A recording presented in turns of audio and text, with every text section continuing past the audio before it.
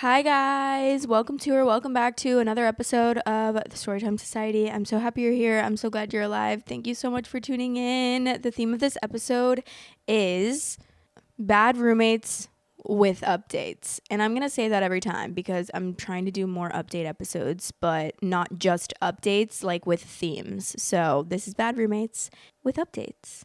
The title of the first story is I've, female 25, returned from a month-long trip and my roommate, female 22, has moved all her things into my room and has been living there with no intention of switching back.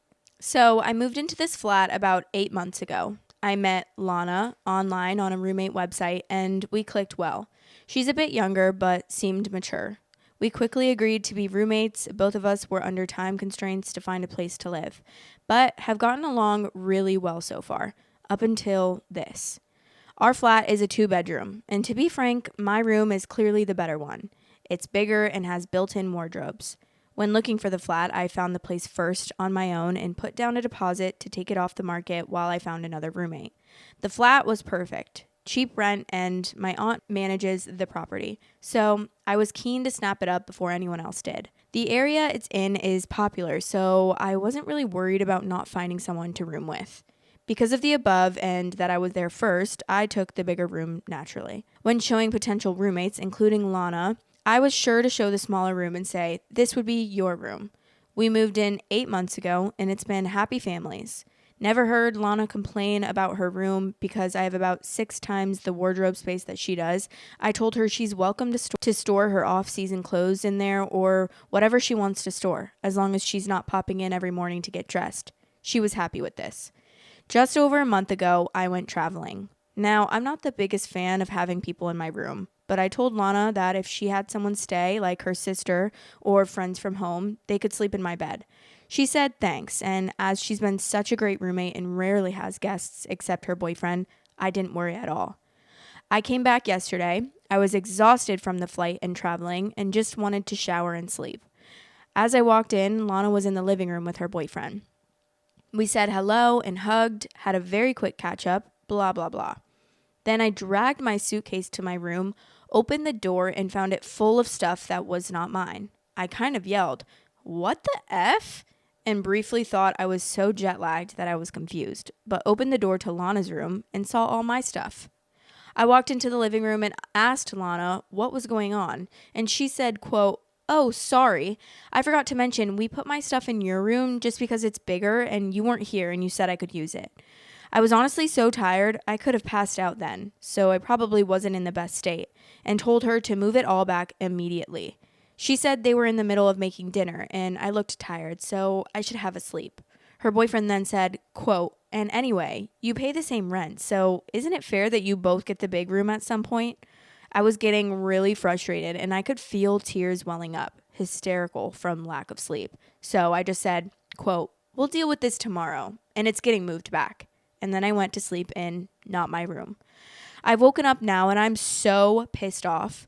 Lana's at work, so I can't talk to her, but what should I do when she's home? I feel like this is going to turn into an argument. I don't think it'll be as simple as, okay, let's swap now that you're home. I mean, that's fucking insane. Are you actually kidding me? I would be livid. And then I'd be like, you're not allowed here anymore, boyfriend. Goodbye. See you later, alligator. And I'm sure it's on their lease somewhere. I don't know. I guess they probably live in like England or something. But I know that on my lease, it specifically said like my landlord, and obviously we didn't follow this rule, but my landlord said that no guests can stay for longer than 3 days consecutively. So like we could have easily, if we really wanted, called him and gotten like my one roommate that moved her boyfriends in. We could have gotten him kicked out so easily and been like, hey, per the lease, this is what it says. Okay, there's an edit. It says, edit, I've taken the advice of most people on this thread and moved my stuff back. It's taken hours and I'm knackered, but I think if I left it another night, it would be a real problem. I sent her a text when I was almost done, in case she kicked up a shitstorm and came home, to say, quote, "Hi, Lana. Hope you're having a nice day at work. Just to let you know, I'm moving my stuff back into my room. Didn't want you coming home and walking into the wrong one. Yes, I'm petty. I'll be talking to her when she gets home, because this is out of character for her, to the point of it being bizarre. She's never been anything but a model roommate. So I'm going to give her a chance before we're done so. If she wants to be reasonable and have a chat about rent portions, I'm happy to do that. She's never had a problem with the rent before. And honestly, I've never had uneven rent amounts in any place I've ever lived, whether I had a bigger room or a smaller room. But a lot of people here are saying it's the norm, so I'm open to talking about it if she's not ridiculous. I do think that's the person with the bigger room should pay a little bit more no matter what, but obviously if she didn't say anything about it, I don't know, maybe she's just like not confrontational and wouldn't want to say anything about it. But I had a 4-bedroom, and we had like 2 super small bedrooms, and then there was the master bedroom, and then there was like a second master that was only a little bit smaller than the other masters. So I feel like we had 2 master bedrooms, but the only difference was that one of them had 2 sinks and like a nicer shower, and the other one had like a shower with a bath and only like 1 sink. I don't know, does that make sense? And I think the room was a little bit smaller, but the person in the master paid the most. The person in the second master paid a little less, like $50, $75 less. The 2 smallest rooms paid the same amount but less, because if we would have split that 4 ways, there's no way that would be fair at all, especially because the 2 smaller rooms had to share a bathroom. Like, I would have been pissed off if someone was like, no, we should split it evenly. Like, I'm not paying for you to have the master bedroom with a bathroom and then I have to share a bathroom with another person. There's another edit, says, edit 2, Lana should be home in a bit. I'll update when I can. Edit 3. Hi everyone, I've gotten a million messages asking for an update, but last night was a bit mad and I'm still pretty jet lagged, so sorry, but I went to sleep. Anyway, here we go.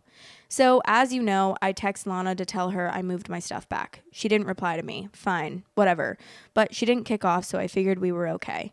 I told my aunt what had happened, who was as baffled as all of you, and I told her it was probably all sorted, just keeping her in the loop. I also told my boyfriend, who works about 5 minutes down the road. He offered to come around in case Lana's boyfriend came around, but I told him not to because then we're ganging up on Lana.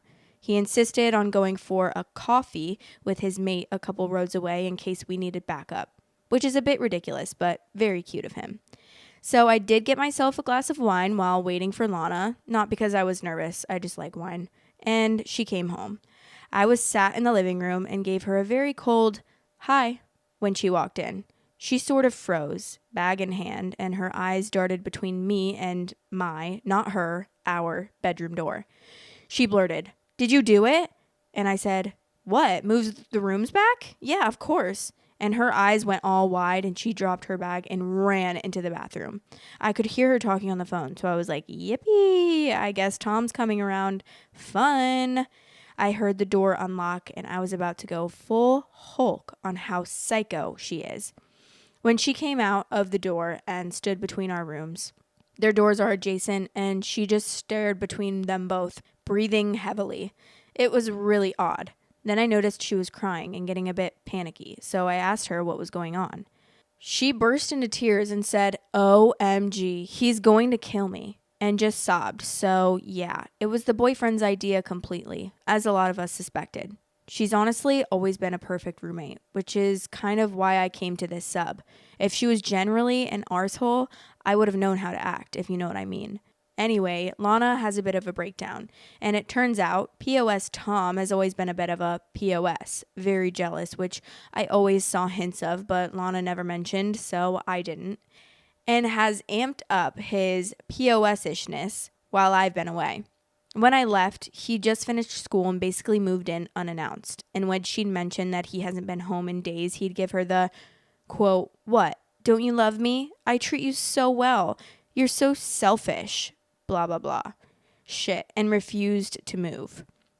She showed me the texts he sent her. Absolutely horrific stuff. Things like, "Ring me in the next 5 minutes or we're over. Send me a picture of you at your desk with something showing today's date so I know that you're at work." Just abusive stuff. And on to the room. As we guessed, he moved it. He did it while she was at work, which is actually a bit gross thinking of him going through my stuff. And I'm considering somehow implying I have crabs or something he could catch just to make him squirm a bit. But I'll work on it. Lana came home and said, "What are you doing?" He made it out that it was just temporary and that I wouldn't mind. Such a gentleman speaking on my behalf. And he would move it back, he said. And he was doing it for her and she was so selfish, etc. When it got a few days before I came back, Lana suggested moving it back, and he completely denied and told her it was her idea to move it, and he only did what she told him, but it's staying now or she'd be sorry. So basically, Tom is a prick, and Lana sobbed and apologized and cried, and I fed her wine. She didn't want to see Tom, who obviously assumed that he lived there now. So I texted him from her phone saying our landlady, my aunt, was coming around for an inspection and staying for dinner after with my family, and he couldn't come over tonight. He sent a lot of begging, whiny texts and went on the offensive and called Lana a liar. So I rang my aunt, explained everything, and had her write us a fake landlord email mentioning the visit and how she was looking forward to fajitas because she's an absolute babe and I make good packet fajitas, which we forwarded on to Tom. He left her alone for the rest of the night, apart from a few texts. I'm not entirely sure what we do about Tom. Lana sounds like she wants to break up, and judging from her crying and screaming, quote, I hate him, I hate him, I hate him, into her whine, I think she's just scared too, though. I checked with her, and he doesn't have a key, so that's a relief. I've told my aunt everything, and she said she's happy to ban him from the flat, but Lana would need to break up with him first and get that all sorted. Thanks, everyone, for the advice. I know it wasn't the most popcorny update, but hopefully Lana will be okay. And we're going to be doing some girly shit this week and avoiding Tom. And yeah, God knows what will happen. If you want extra content weekly, head over to patreon.com/storytimesociety and become a member on there for extra content. Love you. I would be so shook. I'm so glad that Lana realized though when she actually came to her to tell her oh my God, this is how he's been acting and he's crazy and abusive. And I'm so happy, and I really, really, really, really, really hope, because I know how hard it is to leave abusive relationships like that, and I really hope that she doesn't end up going back, because that will just be the biggest mistake ever. And I'm so glad that she has her roommate to help her through it. But that's so cute. I love girlhood, and I love how women support women, and this OP sounds like such a girl's girl, especially not getting mad and not just assuming that it was her that did it, especially because she knows her character and she knows that she wouldn't do that. I love that. But let's read the update. Hi everyone, it's been a busy month since my last post, and I logged back into this account out of curiosity and saw quite a few people messaged me requesting an update. So here we are. Sorry it took so long, but things have calmed down now. So shortly after my last post, Lana broke up with Tom. She was quite scared to do it because he's a psycho, and it took 2 weeks between the last post and the actual breakup. During that time, she didn't let him come round to see her. Luckily, she remembered that Tom had never had chickenpox as a kid. So we pretended my nephew had caught chickenpox and had to stay with us because my brother's wife had never had it and couldn't risk getting shingles. It worked, luckily, and he stayed away. She told her family and close friends about what he'd been like in case he contacted them to get in touch with her and lied about what happened, and then texted him saying she wanted to break up. Well, he blew the F up. He called her every name under the sun, switched back to apologizing and saying she was the love of his life, and then said that she'd never find someone like him, and then that he would die without her, and then he wanted to kill her, and then they were soulmates. It was insane. He started messaging me too, telling me I was an, quote, evil bitch who had ruined his perfect wife. LOL, K then. And as predicted, her family and friends got messages too. We both turned our phones off to ignore it and just watched TV. Later, I briefly switched mine on, where I had a lot of messages from my friends telling me to block some guy on my social media. It was Tom calling me every imaginative combination of the C word he could think of all over my public Instagram page. There were even a few racial slurs, which was odd because we're both white, but okay. Lana had already blocked him on everything, but silly me, I forgot to make my Insta private. The next day, he rang Lana's office. She was so embarrassed. It was awful. To tell her he was driving down to our flat. She rang me, and I rang my aunt, who you remember manages the property, who told us it was time to call the police. We filed a report about Tom, and they said to update us on the situation. In the UK, you need to go to court to actually get a restraining order, so we haven't as such, but the evidence is all there and documented if we needed to go that far.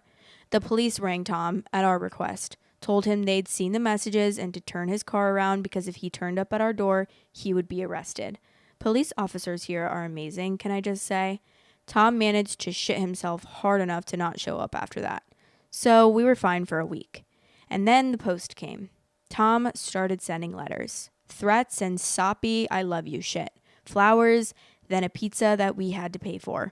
We were actually hungry, so we just ate it. He signed us up to a magazine subscription. It was bizarre.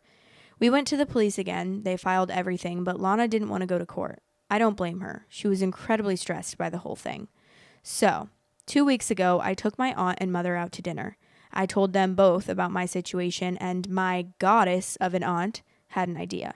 She manages about 30 properties, not just the one that we live at, and has had a few that were unoccupied now, with school finishing.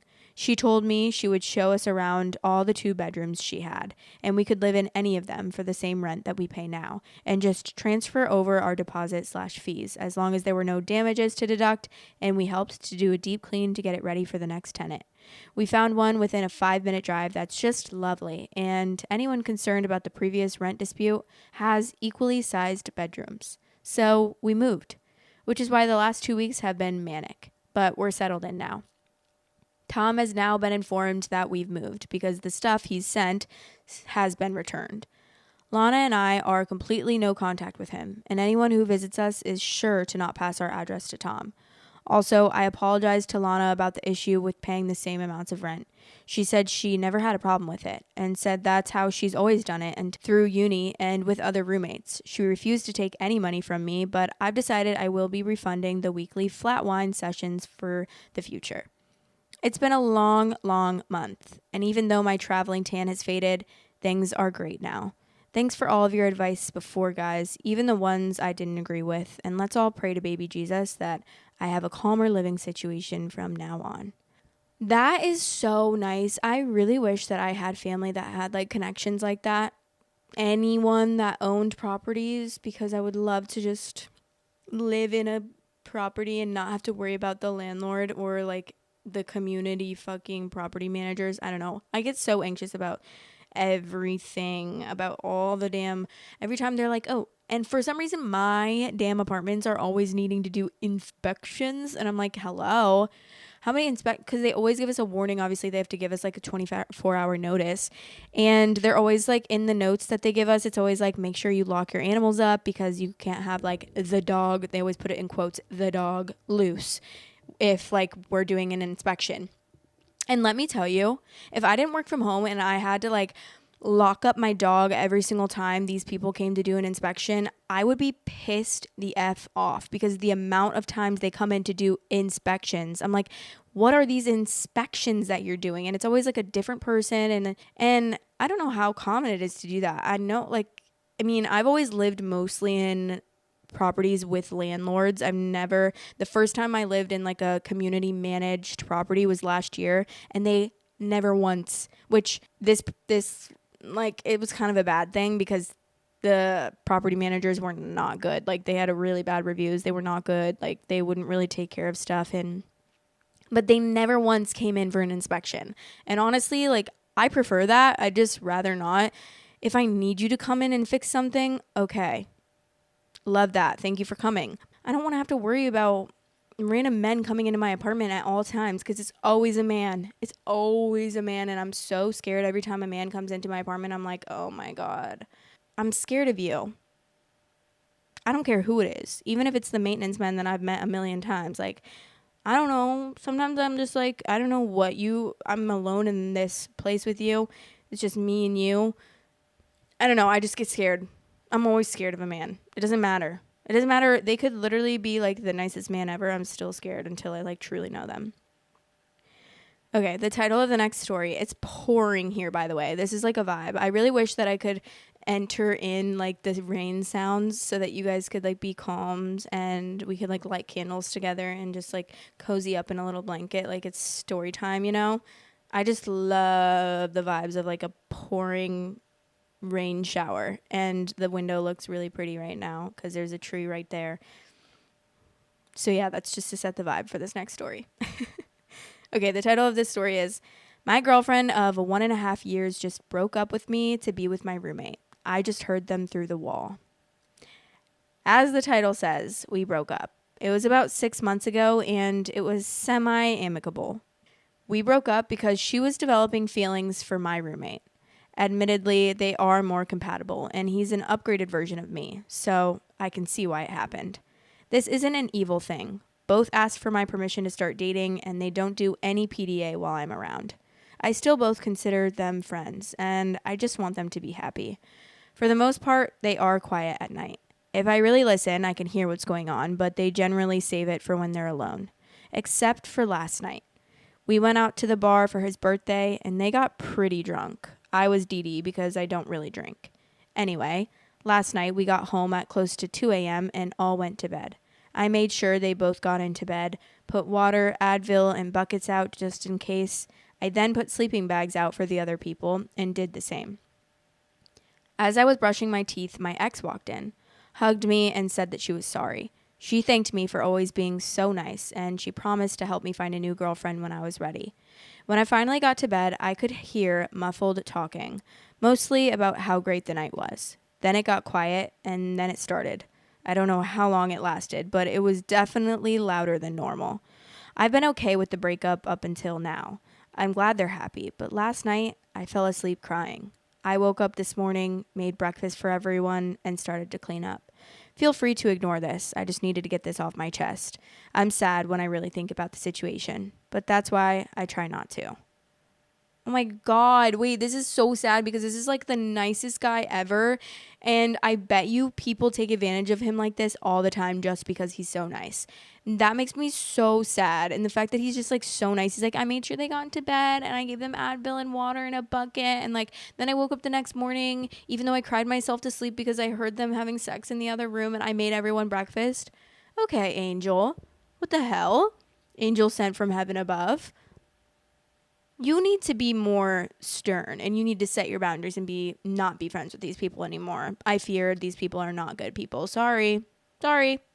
Maybe people love to keep the peace and maybe that's how some people like deal with things. But if you're truly upset about something, I don't think that you should just hide it to keep the peace and appease people and make them think that like they didn't do anything wrong. No, you did something wrong and you're fucked up for that, truly. As the roommate and as the ex-girlfriend, because the way that oh my God, I would cause hell if my roommate ever did that to me in the past.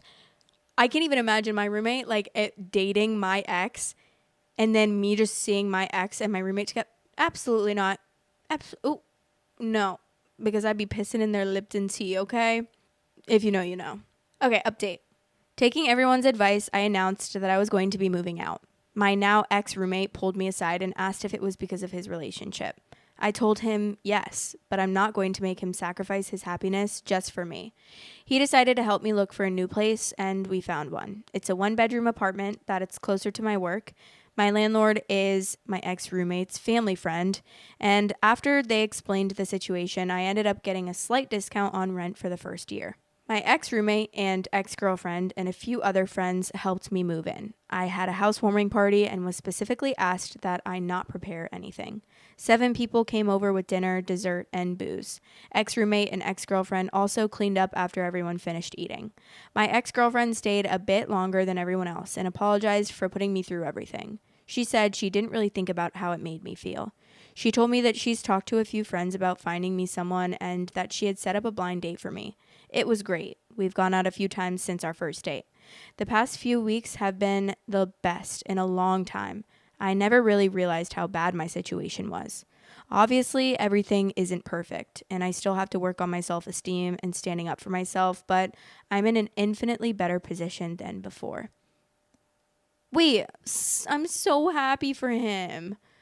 Oh my God, that's so cute. So he must be such a good guy, like truly such a good guy, because all these people are like, you're having a housewarming party? Don't prepare anything. We're going to bring everything. And they're like, obviously see how kind he is and see this. Aw.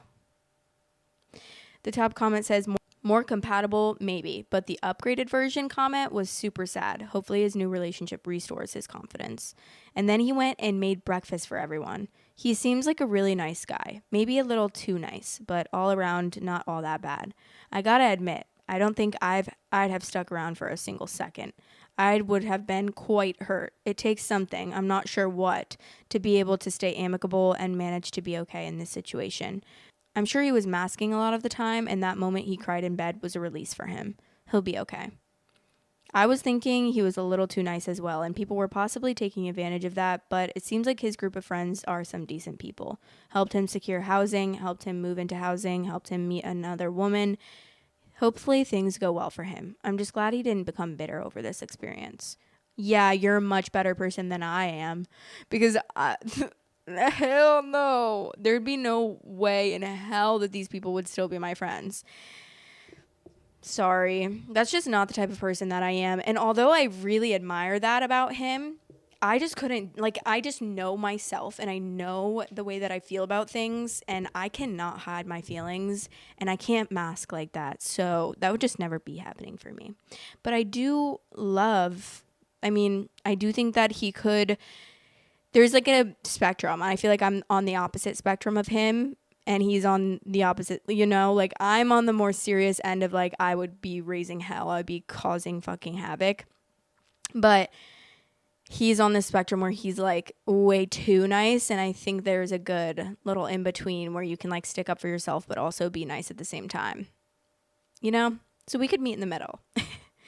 I could definitely be, I think I've gotten better about that kind of stuff just as I've gotten older and like really have realized. And also I also realized how much I took for granted friendships growing up, and I'm not sure why. I don't know. Like, I just never was really that good at maintaining relationships or friendships. I do have friendships that I have maintained, but some friendships I just, like, if they were kind of like fake or surface level, I'm so not into a surface level friendship or relationship that it's really hard for me to maintain that kind of friendship. So like a lot of friends that I was friends with in high school, I kind of stopped being friends with because it was just so surface level, and they, it was like that type of friend group that kind of just like everyone talked shit about each other, and like it almost seemed like no one really liked each other behind closed doors. I don't know. I loved my friend group, but then there was this one girl that like I didn't get along with and I didn't like. They would like talk shit about each other, and I'd be like, what the hell is going on? And then so once I moved away and I kind of realized all of that, I was like, wait, I don't really want to be involved in this. Like, I don't want to be involved in a friendship group like this where it seems like we're all just pretending, and I'm not. Like, I truly want good friends. So yeah, one of my friends, like my best friend that I've been friends with since like 6th grade, since I was literally like 11 or 12 years old, she's still friends with them and like in their friend group, and it's still so surface and it's still so fake, and it's really weird. It's like, but some people are better at having surface level friends, and my best friend is definitely way better at having surface level friends. Like, she has a lot of friends because she's okay with like just having a surface level friendship.